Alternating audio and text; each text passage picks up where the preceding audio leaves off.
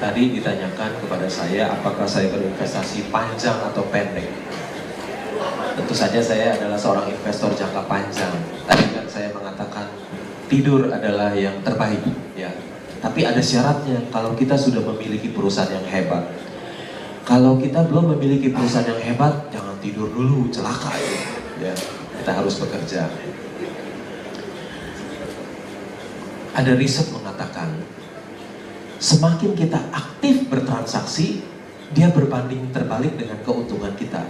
Makin aktif kita bertransaksi, keuntungan kita semakin kecil.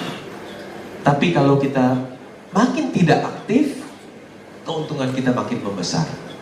Itu hasil riset demikian. Jadi saya bukan seorang investor jangka pendek, saya adalah investor jangka panjang.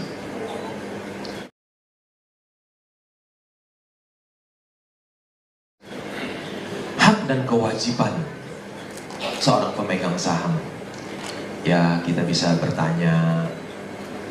Tapi yang paling penting itu adalah ketika perusahaan untung besar, perusahaan setiap tahun membagikan dividen kepada pemegang saham, kita memperoleh dividen itu.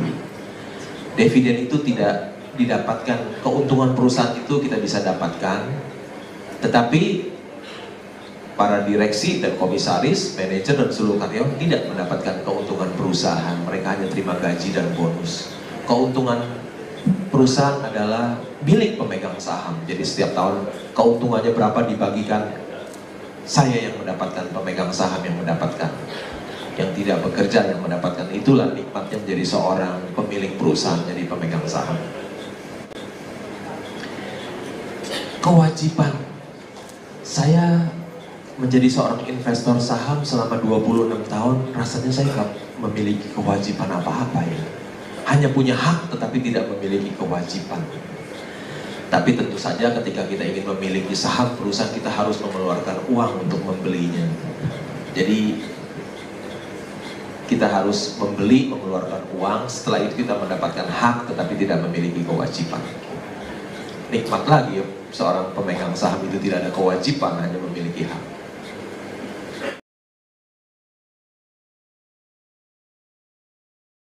Ataukah membeli perusahaan yang baru atau yang lama? Kalau kita membeli perusahaan yang lama, kita sudah tahu semua. Keuntungan manajemennya seperti apa, usahanya seperti apa, keuntungannya gimana, pertumbuhan perusahaannya, valuasinya seperti apa, kita sudah tahu semua. Tetapi kalau kita memiliki perusahaan yang baru, semuanya masih gelap bagi kita, resikonya tinggi sekali. Menurut saya, ada orang yang mengatakan berinvestasi di pasar modal itu high risk, high gain. Tapi pepatah itu juga keliru. Orang yang tahu dia akan memilih perusahaan-perusahaan yang low risk, high gain. Orang yang tidak tahu dia akan membeli perusahaan yang high risk, low gain. Karena ketidaktahuan dia. Jadi resiko itu datang dari ketidaktahuan kita. Kalau kita membeli perusahaan yang baru, yang sudah mapan, yang sudah terbukti bagus, dari perusahaan yang bertumbuh, itu resikonya hampir nol. Resikonya low risk, tapi high gain.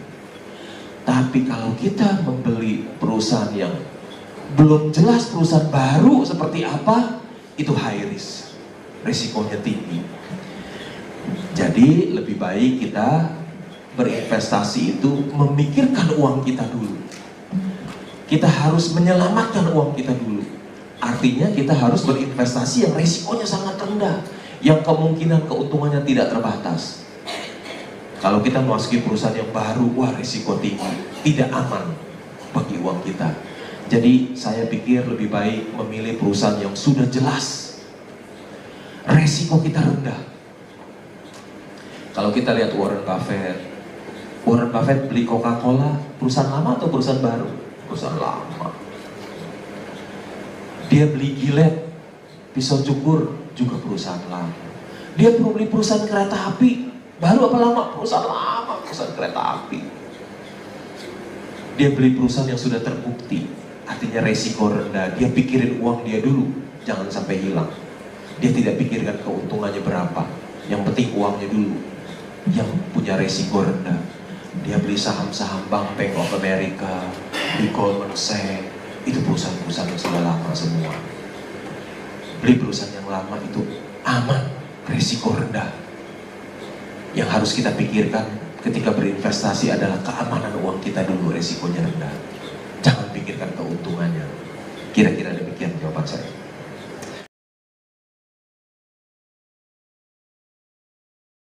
Tanya mengenai perusahaan yang teknologi rendah dan teknologi tinggi, seperti Indosat yang punya satelit atau calon Pokpan yang teknologi rendah.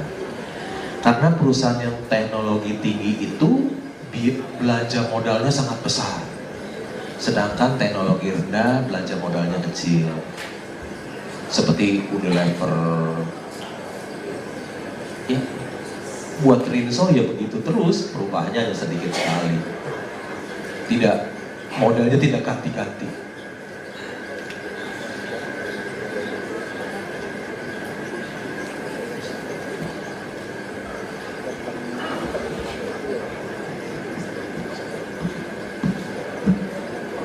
Tadi pertanyaannya bagaimana menemukan perusahaan yang murah dan bagus ya?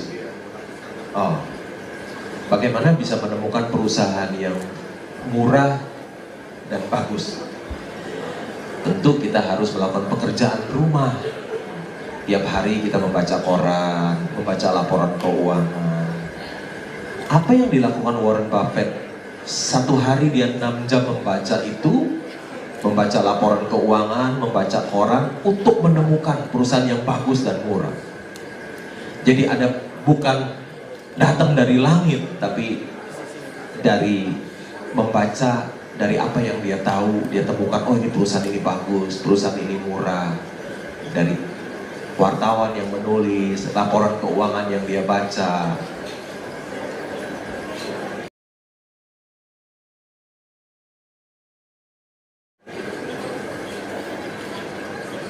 Kemudian yang ditanya lagi, apa yang harus disikapi ketika saham turun? Kalau saham turun itu biasanya orang yang tidak tahu apa yang dia beli, dia ikut panik, dia menjual karena dia khawatir di depan akan turun lagi. Tapi bagi seorang investor yang bijak itu, dia menyikapi saham yang turun itu adalah peluang emas bagi dia. Kapan lagi dia bisa beli perusahaan yang bagus dengan harga yang murah? Kapan kita bisa membeli saham Bank Mandiri 1.100 rupiah kalau bukan di tahun 2008? Hari ini saham Bank Mandiri 12.000. Mau beli saham itu 1.100, yaitu adanya di 2008, waktu ketika krisis semuanya. Itu jadi peluang emas. Kita bisa membeli perusahaan yang bagus dengan harga yang murah. Bagaimana kalau sekarang kita memiliki perusahaan seperti Multi Bintang? Setahu saya Multi Bintang itu perusahaan bagus yang mahal. Kalau nggak salah price earning ratio-nya tinggi sekali. Multi Bintang itu. Tadi kita masuk ke sektor valuasi, kita beli perusahaan yang bagus dengan price earning ratio yang murah. Ada perusahaan Siloam yang price earning ratio-nya 260 kali.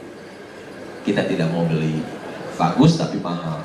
Tapi ada perusahaan Pen Invest yang labanya 900, PI-nya 3,5 kali, terang ini lebih murah.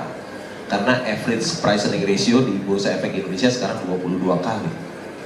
Ya, jadi membeli saham yang price earning ratio 3 kali itu adalah saham yang murah.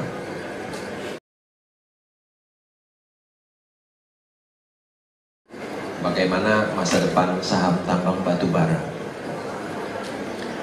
Saham tambang batu bara itu harga batu bara turun dari $120 menjadi $60 sekarang. Harga jualnya tinggal separuh. Sudah berjalan 3 tahun. Harga saham juga sudah berguguran tentang batu bara. Misalnya Indika Energy dulu pernah 5.000, hari ini tinggal 400. Bahkan berapa minggu yang lalu hanya 290 Indika Energy. Padahal itu perusahaan tambang batu bara terbesar nomor 3 di Indonesia. produksi 40 juta ton per tahun. Produksinya tidak berkurang. Batu bara itu komoditas yang harganya naik dan turun, naik dan turun. Nama komoditas itu kan naik turun.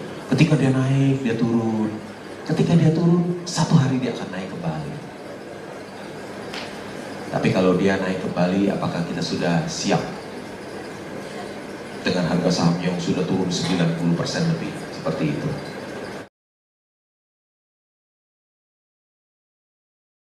Taruh saham, saham tiba-tiba ambruk, hancur semuanya, uang lu hilang. Masa